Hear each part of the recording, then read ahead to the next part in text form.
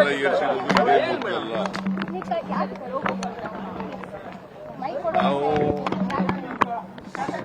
ಮೊದಲಿನಿಂದ ಹೇಳ್ತಾ ಬಂದಿದ್ದೀವಿ, ಚುನಾವಣೆ ನಂತರ ಪೆಟ್ರೋಲ್ ಡೀಸೆಲ್ ದರ ಏರಿಸ್ತಾರೆ ಅಂತ ಹೇಳ್ತಾ ಬಂದಿದ್ದೀವಿ.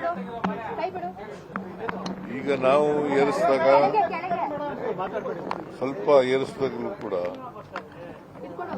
ಬೇರೆ ರಾಜ್ಯಗಳಿಗಿಂತ ನಾವು ಕಡಿಮೆ ಇದ್ದೀವಿ, ಅದಕ್ಕೋಸ್ಕರ ಏರಿಸಿದ್ದೀವಿ ಅಂತಂದ್ರೂ ಕೂಡ ಬಿಜೆಪಿಯವರು ಟೀಕೆ ಮಾಡ್ತಾರೆ ನಮ್ಮ ಮೇಲೆ.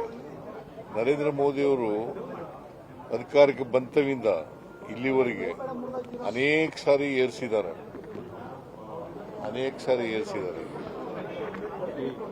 ಈಗಲೂ ಕೂಡ ಏರಿಸ್ತಾರೆ ಅಂತಕ್ಕಂಥದ್ದು ಗೊತ್ತಿತ್ತು, ನಮಗೆ ಎಕ್ಸ್ಪೆಕ್ಟೇಷನ್ ಇತ್ತು, ಏರಿಸಿದ್ದಾರೆ. ಅಲ್ಟಿಮೇಟ್ಲಿ ಡೀಸೆಲ್ ಪೆಟ್ರೋಲ್ ದರ ಏರಿಸೋದು ಇದೆಯಲ್ಲ, ಇದು ಜನರ ಜೀವನದ ಮೇಲೆ ಬಹಳ ಪರಿಣಾಮ ಬೀರ್ತದೆ.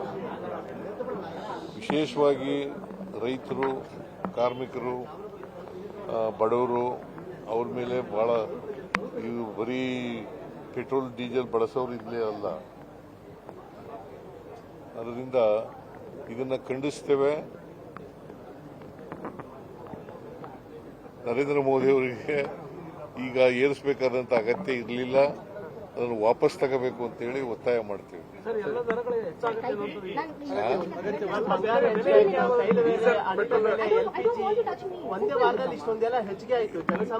LPG ದರ ಎಷ್ಟು ಗೊತ್ತಾ ಇದ್ದದ್ದು ಇವರು ಅಧಿಕಾರಕ್ಕೆ ಬಂದಾಗ? 413 ರೂಪಾಯಿ ಒಂದು LPGಗೆ, ಸಿಲಿಂಡರ್ಗೆ 413 ರೂಪಾಯಿ ಇತ್ತು. ಇವತ್ತು ಎಷ್ಟಾಗಿದೆ? 1000 ಚಿಲ್ಲರೆ ಆಗಿದೆ. ಇದರಿಂದ ಬೆಲೆ ಏರಿಕೆ, ಬೇರೆ ಪದಾರ್ಥಗಳು, ಆಹಾರ ಪದಾರ್ಥಗಳಿದ್ದಾವಲ್ಲ, ಅದ್ರ ಬೆಲೆ ಏರಿಕೆನೂ ಕೂಡ ಹೆಚ್ಚಾಗ್ತದೆ. ಈಗಾಗಲೇ ಸಿಗ್ತಾ ಇಲ್ಲ. ಇದ್ರ ಜೊತೆಗೆ ಬೆಲೆ ಏರಿಕೆ ಬರ್ಡನ್ ಆದ್ರೆ ಜನಜೀವನ ಅಸ್ತವ್ಯಸ್ತ ಆಗ್ತದೆ.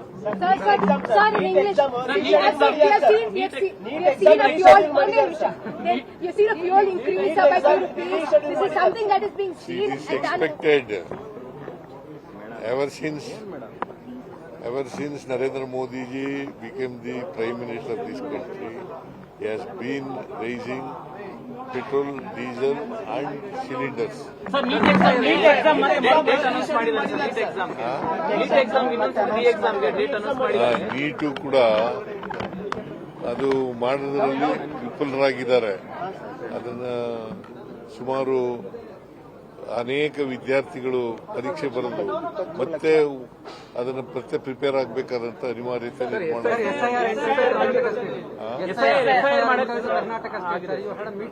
SIR ಪ್ರಾರಂಭ ಆಗ್ತದೆ. ನಾವು ಕೂಡ ಅದಕ್ಕೆ ಬೇಕಾದಂತ ತಯಾರಿ ಮಾಡ್ಕೊಳ್ತಕ್ಕಂಥ ಕೆಲಸವನ್ನು ಮಾಡ್ತೀವಿ.